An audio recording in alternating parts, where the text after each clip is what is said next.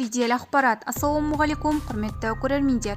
Ең соңғы жаңалықтар алғашқылардың қатарынан білгіңіз келсе, лайк және подписация таңбаларын басып, біздің арнамызға жазылуды ұмытпаңыз.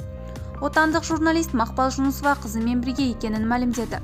Мақпал Жүнісова қызы Мери анасымен бірге түсірген видео жазбадан кейін желідегі жұрттың бәрі бұл тақырыптағы талқылау тоқтамауда.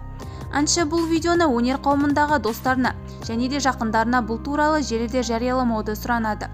Отандық журналист және радиошысы Гүлмира Нәлібай осыны әлеуметтік желідегі парақшасында дәл қазір Мақпал Жүнісова мен қызы бірге екенін айтты. Айналайын қазағым, ән еркесі Мақпал Жүнісоваға қатысты еш жаман ойлаудың қажеті жоқ. Ән еркесі Мақпал қартайып шаршаған шығар. Мақпал Жүнісова апайымызды түсініп жан дүниесінен бөлек мүмкіндігінше қолдауға тырысайық. Мери қасында ешқайда кетпейді ол. Тоқтатыңыздар деп жазды желіде журналист Гүлмира Нәлібай. Бұны көрген оқырман бұған қуанышты екенін білдіріп қуана пікір қалдырды. Бұл бәлкім шындық шығар, бірақ қазақтың ерке әнші қызы Мақпал Жүнісова үбірлі-шүбірлі болсын. Бізді бақылауды жалғастырыңыз.